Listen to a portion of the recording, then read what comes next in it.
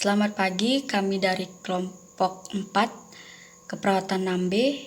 Kami akan mempresentasikan mengenai sistem saraf, yaitu asuhan keperawatan pada CVA dan cedera kepala. Sebelumnya, kami akan memperkenalkan diri. Saya Komang Sri Mulyani selaku moderator dan pemateri. Ada Niluh Mevarani Lasmita, Ikadek Mugi Pratama, Kadek Parmiasih, Pipit Triatin, dan Nima Desri Kesari. Saya akan menjelaskan definisi mengenai CVA. CVA atau Cerebrovascular Accident yang biasa kita kenal sebagai stroke adalah kehilangan fungsi otak yang diakibatkan oleh terhentinya suplai darah ke bagian otak. Sindrom klinis yang awalnya timbul mendadak, progresif, cepat, berupa defisit neurologis vokal atau global yang berlangsung selama 24 jam atau lebih dan bisa berlangsung menimbulkan kematian. Etiologi CVA ada yang pertama, trombosis cerebri, emboli cerebri, hemoragi atau pendarahan, dan yang keempat, penyumbatan pada arteri cerebri media.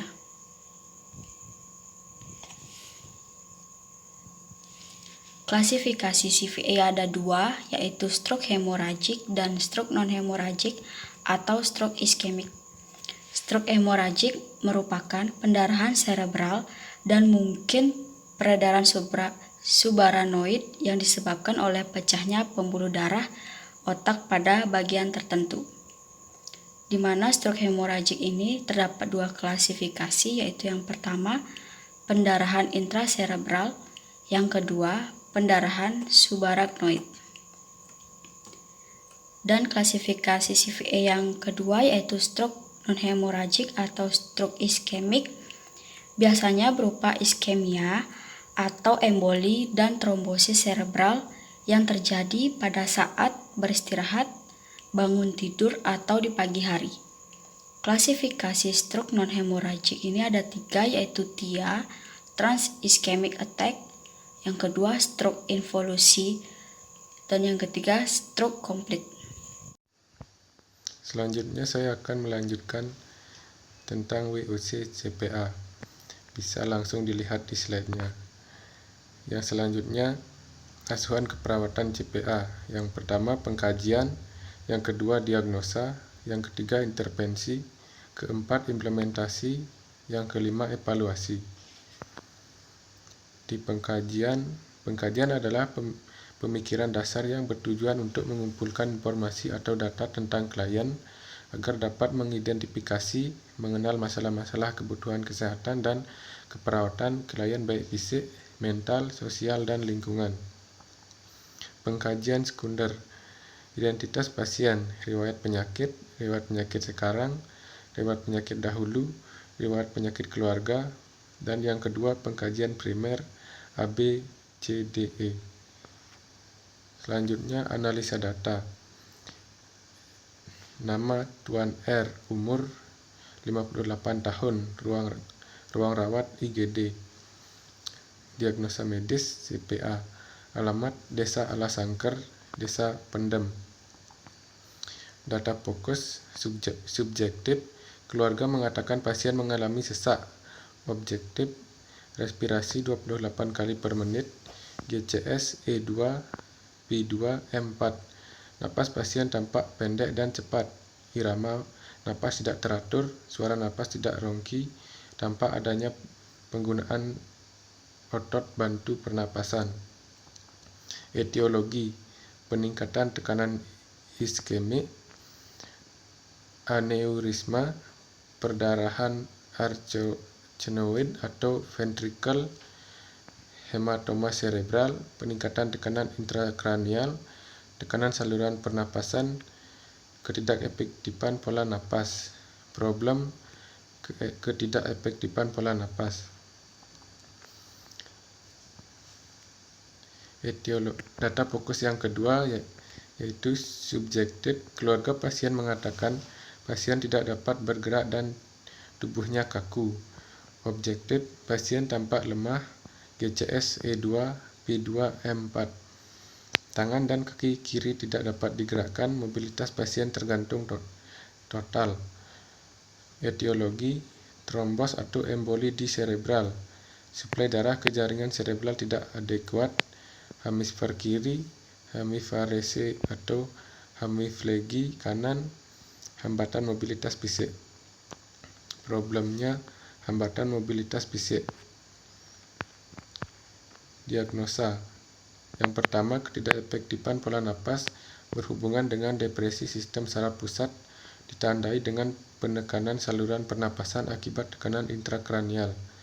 Yang kedua, hambatan mobilitas fisik berhubungan dengan gangguan neuromuskular ditandai dengan hemiplegia dan hemiparasesis.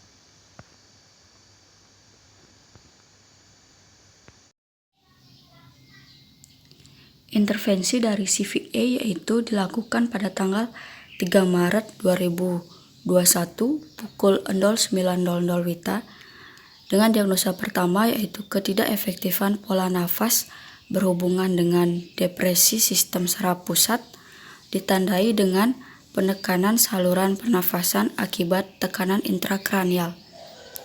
Setelah dilakukan tindakan selama 2 kali 24 jam, diharapkan pola nafas pasien kembali normal dengan kriteria hasil yaitu NOC label status pernafasan.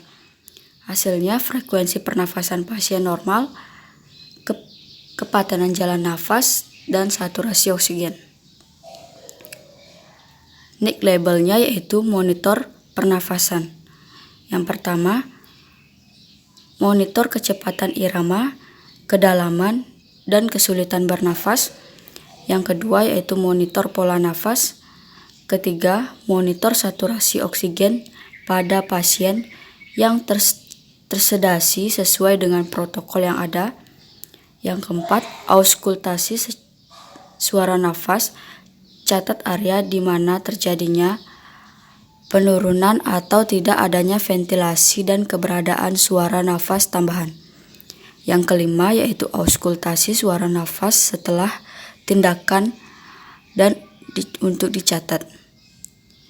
Pada diagnosa hambatan mobilitas fisik berhubungan dengan gangguan neuromuskular ditandai dengan hemiplegia dan hemiparesis.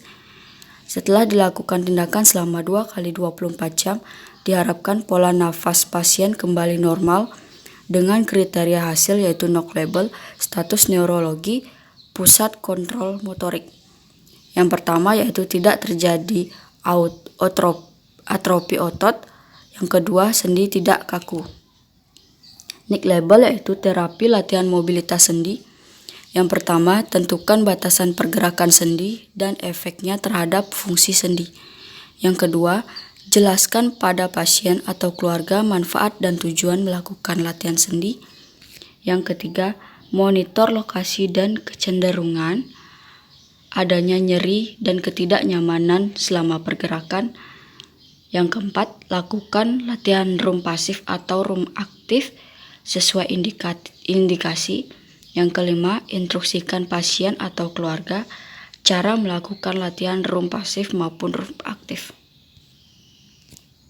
Implementasi keperawatan pada tentuan R di ruangan IGD dilakukan pada tanggal 4 Maret 2021 pukul 9.00 WITA. Diagnosa pertama yaitu ketidakefektifan pola nafas berhubungan dengan depresi sistem saraf pusat ditandai dengan penekanan saluran nafas akibat tekanan intrakranial. Implementasinya yaitu memonitor kecepatan irama, kedalaman, dan kesulitan bernafas. Yang kedua yaitu memonitor pola nafas. Yang ketiga, memonitor saturasi oksigen pada pasien yang tersedasi sesuai dengan protokol yang ada. Yang keempat yaitu melakukan auskultasi suara nafas. Catat area di mana terjadinya penurunan atau tidak adanya ventilasi dan keberadaan suara nafas tambahan. Yang kelima yaitu melakukan auskultasi suara nafas setelah tindakan lalu dicatat. Respon evaluasi formatif setelah dilakukan implementasi yaitu data subjektif, keluarga pasien mengatakan pasien masih sesak. Data objektif, pasien tampak lemas. Nafas pasien tampak pendek dan cepat. Irama nafas sudah teratur. Suara nafas ronki. Respirasinya 25 kali per menit. Tekanan darah 130/100 mmHg. Nadi 94 kali per menit dan suhunya 36,5 derajat Celcius. Pada tanggal 4 2021 pukul 10.00 WITA dilakukan implementasi pada diagnosa hambatan mobilitas fisik berhubungan dengan gangguan neuromuskular ditandai hemiplagia dan hemiparesis. Yang pertama yaitu menentukan batasan pergerakan sendi dan efeknya terhadap fungsi sendi. Yang kedua, menjelaskan pada pasien atau keluarga manfaat dan tujuan melakukan latihan sendi. Yang ketiga, memonitor lokasi dan kecenderungan adanya nyeri dan ketidaknyamanan selama pergerakan. Yang keempat, melakukan latihan RUM pasif atau RUM dengan bantuan sesuai indikasi. Yang kelima, menginstruksikan pasien atau keluarga cara melakukan latihan RUM pasif maupun aktif. Setelah dilakukan implementasi, didapatkan data subjektif yaitu keluarga pasien mengatakan pasien masih sulit bergerak dan aktivitas daily-nya masih dibantu keluarga serta perawat. Data objektifnya yaitu pasien tampak lemah, GCS-nya yaitu I2, verbalnya 2, dan motoriknya 2. Tangan dan kaki kiri tidak dapat digerakkan, mobilitas pasien tergantung total. Pada tanggal 5 Maret 2021 pukul 10.00 WITA dilakukan implementasi dengan diagnosa ketidakefektifan pola nafas berhubungan dengan depresi sistem saraf pusat ditandai penekanan saluran pernafasan akibat tekanan intrakranial, yaitu implementasinya memonitor kecepatan irama, kedalaman dan kesulitan bernafas. Yang kedua yaitu memonitor pola nafas. Ketiga, memonitor saturasi oksigen pada pasien yang tersedasi sesuai dengan protokol yang ada. Yang keempat, melakukan auskultasi suara nafas, catat area di mana terjadinya penurunan atau tidak adanya ventilasi dan keberadaan suara nafas tambahan. Yang kelima, melakukan auskultasi suara nafas setelah tindakan lalu dicatat. Didapatkan data subjektif yaitu keluarga pasien mengatakan pasien sudah sedikit berkurang sesaknya. Data objektif, pasien masih tampak lemas, irama nafas sudah sedikit teratur, suara nafas sedikit terdengar ronki, respirasinya 22 kali per menit, tekanan darah 120/90 mmHg, nadinya 80 kali per menit, dan suhunya 37,5 derajat Celcius.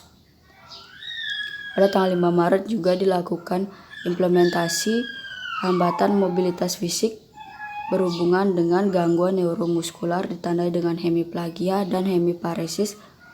Implementasi dilakukan pada tanggal 5 Maret 2021 pukul 11.00 WITA, yaitu yang pertama menentukan batasan pergerakan sendi dan efeknya terhadap fungsi sendi.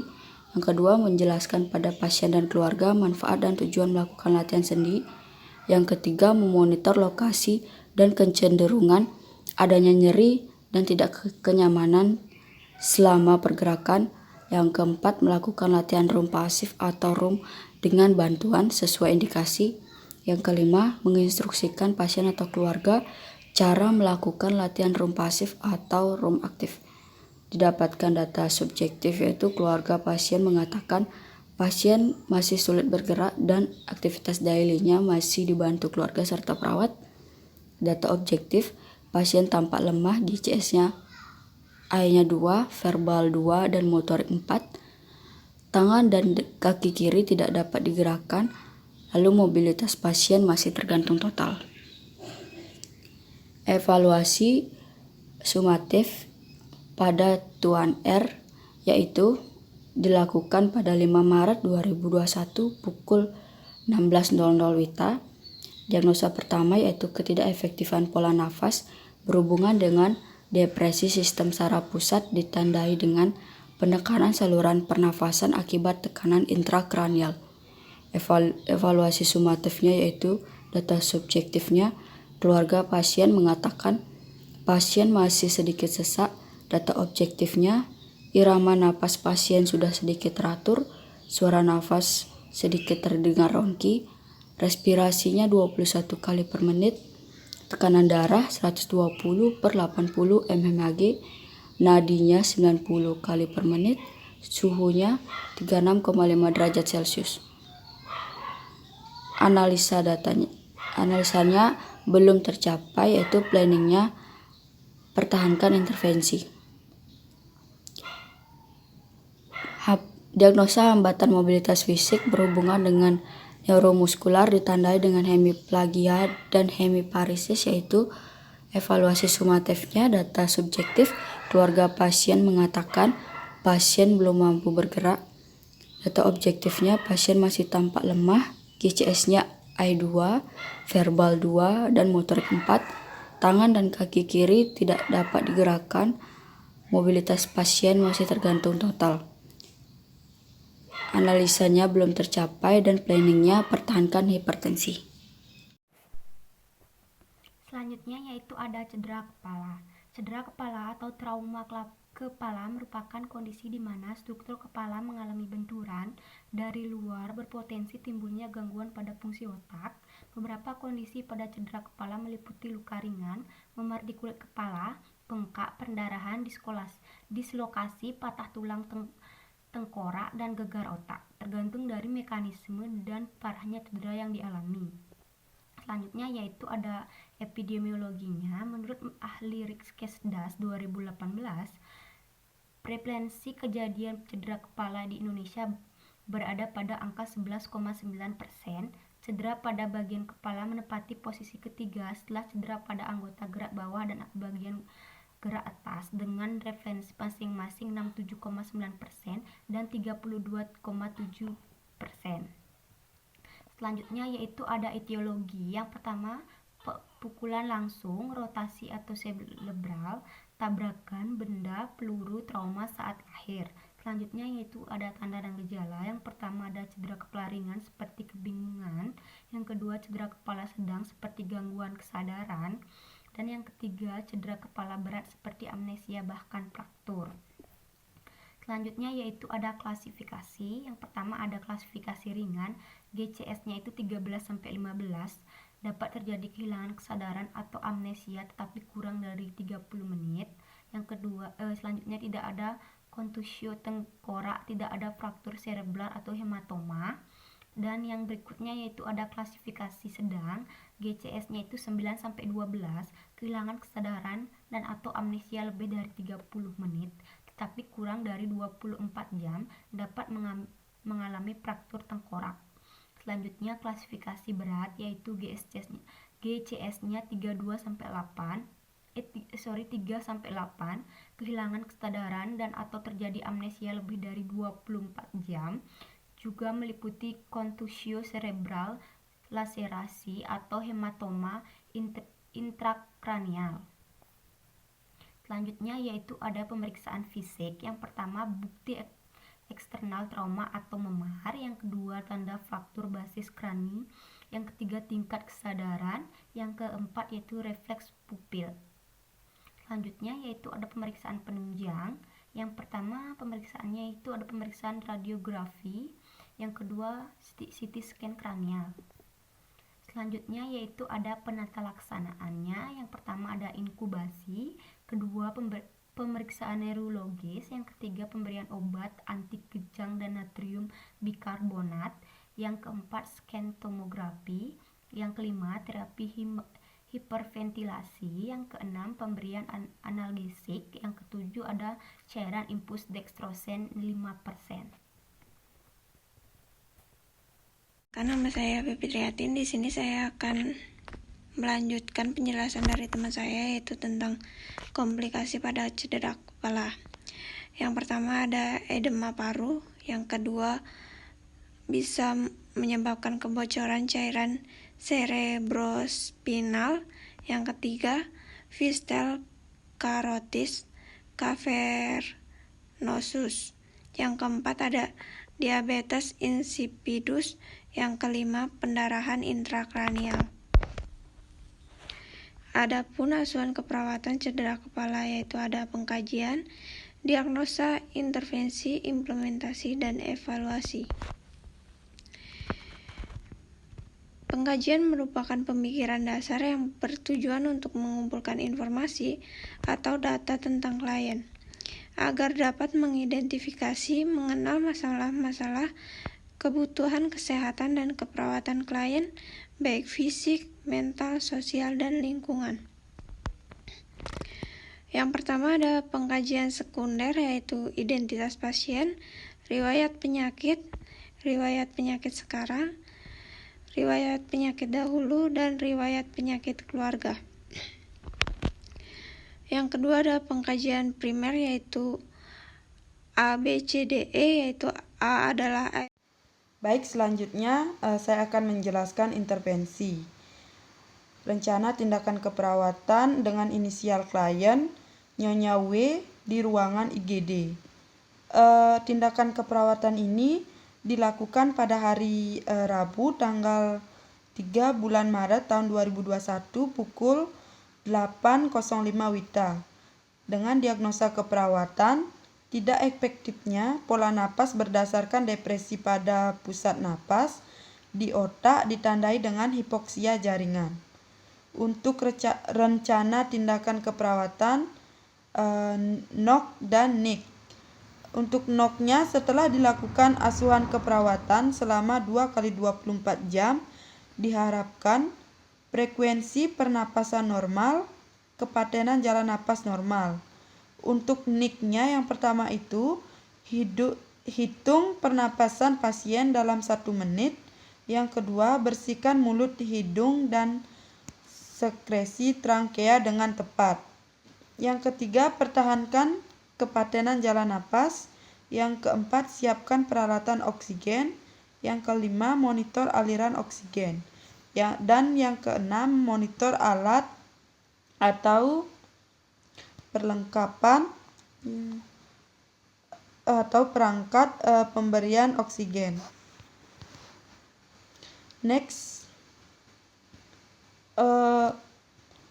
untuk rencana tindakan keperawatan selanjutnya dilakukan pada hari Rabu tanggal 3 bulan Maret tahun 2021 pukul 8.10 WITA dengan diagnosa keperawatan nyeri akut berdasarkan agens cedera fisik ditandai dengan ekspresi wajah, nyeri mengeluh nyeri. Dan untuk rencana tindakan keperawatannya yaitu ada NIC, yaitu setelah dilakukan asuhan keperawatan selama 2x24 jam diharapkan nyeri yang dilaporkan teratasi, tidak mengerang dan menangis. Adapun NIC labelnya yaitu manajemen nyeri akut. Yang pertama itu lakukan pengkajian nyeri komprehensif yang meliputi lokasi, karakteristik, onset atau durasi, frekuensi dan kualitas, serta apa yang mengurangi nyeri dan faktor yang memicu. Yang kedua, memonitor nyeri menggunakan alat pengukur yang valid dan reliable sesuai usia dan kemampuan berkomunikasi. Yang ketiga, yakinkan bahwa pasien menerima perawatan analgesik yang tepat sebelum nyeri menjadi lebih parah atau sebelum aktivitas yang akan memicu nyeri. Yang keempat, lakukan intervensi non-farmakologi untuk penyebab nyeri dan apa yang diinginkan pasien dengan tepat. Yang kelima, cegah dan kelola efek samping pengobatan. Selanjutnya untuk implementasinya yaitu implementasi asuhan keperawatan inisial klien Nyonya W di ruangan IGD, yaitu dilakukan implementasi pada hari Kamis tanggal 4 bulan Maret tahun 2021 pukul 8.30 WITA dengan diagnosa keperawatan tidak efektifnya pola napas berdasarkan depresi pada pusat napas otak ditandai dengan hipoksia jaringan. Untuk implementasi keperawatannya, yang pertama itu menghitung pernapasan pasien dalam 1 menit. Yang kedua, membersihkan mulut, hidung, dan sekresi trankea dengan tepat. Yang ketiga, mempertahankan kepatenan jalan napas. Yang keempat, menyiapkan peralatan oksigen. Yang kelima, memonitor aliran oksigen. Dan yang keenam, memonitor alat atau perangkat pemberian oksigen. Untuk respon evaluasi formatifnya, yaitu subjektifnya, keluarga klien mengatakan Nyonya W tiba-tiba pernapasannya terhenti. Untuk objektifnya, klien tampak pucat, klien tampak lemas, pernapasan klien terhenti dalam beberapa detik. Untuk TTP, tekanan darahnya itu 110/70 mmHg, nadi 80 kali per menit, respirasi 24 kali per menit, dan suhu tubuhnya itu 37 derajat Celcius. Selanjutnya, untuk implementasinya dilakukan pada hari Kamis tanggal 4 bulan 3 tahun 2021 pukul 9.00 WITA, yaitu dengan diagnosa keperawatan nyeri akut berdasarkan agens cedera fisik ditandai dengan ekspresi wajah, nyeri mengeluh nyeri. Untuk responnya, evaluasi formatifnya, yaitu yang pertama itu melakukan pengkajian nyeri komprehensif yang meliputi lokasi, karakteristik, onset atau durasi, frekuensi, dan kualitas serta apa yang mengurangi nyeri dan faktor yang memicu. Yang kedua itu memonitor nyeri menggunakan alat pengukur yang valid dan reliable sesuai berkomunikasi. Yang ketiga, meyakinkan bahwa pasien menerima perawatan analgesik yang tepat sebelum nyeri menjadi lebih parah atau sebelum aktivitas yang akan memicu nyeri. Yang keempat, memberikan intervensi non-farmakologi untuk penyebab nyeri dan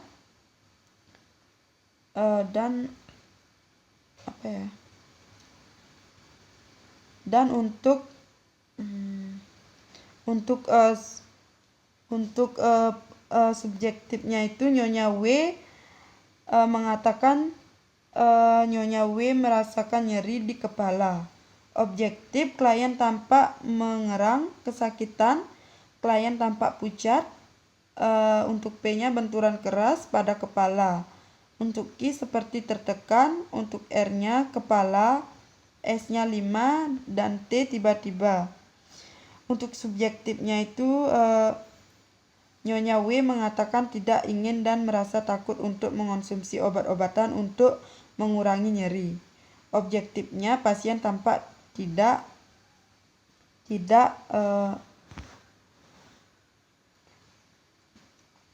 tertarik mendengar tentang pengobatan dengan analgesik.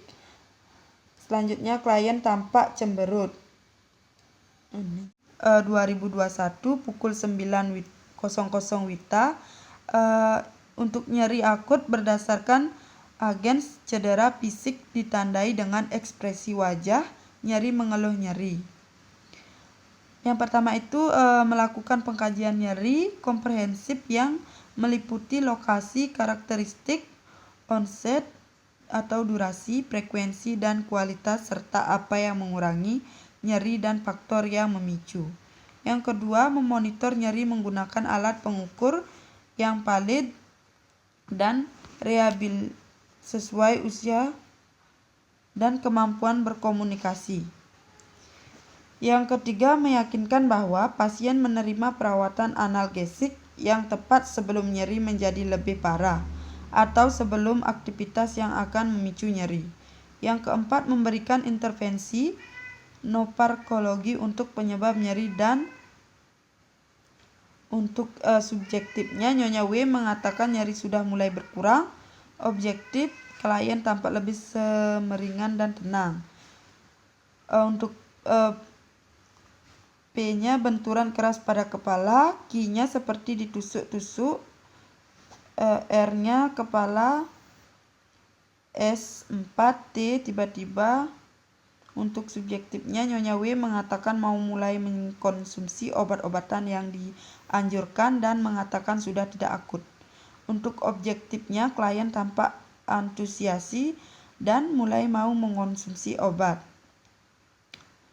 Next, apa yang diinginkan pasien dengan tepat? Yang kelima, mencegah dan kelola efek samping pengobatan. Yang dianjurkan, klien tampak semeringan. Untuk evaluasinya, evaluasi sumatif atau catatan perkembangan. Inisial klien Nyonya W, ruangan IGD, yaitu dilakukan evaluasi itu pada hari Jumat tanggal 5 bulan Maret tahun 2021 pukul 16.00 WITA dengan diagnosa keperawatan tidak efektifnya pola napas berdasarkan depresi pada pusat napas di otak ditandai dengan hipoksia jaringan. Untuk evaluasi sumatifnya atau swabnya, S itu keluarga klien mengatakan Nyonya W sudah bisa bernapas normal. O-nya pasien tampak nyaman dan tidak terlihat kesulitan bernapas. Untuk TTP, tekanan darah 110/70 mmHg, nadi 80 kali per menit, respirasi 24 kali per menit, untuk suhu tubuh 36 derajat Celcius. A. Masalah teratasi, P. Pertahankan intervensi.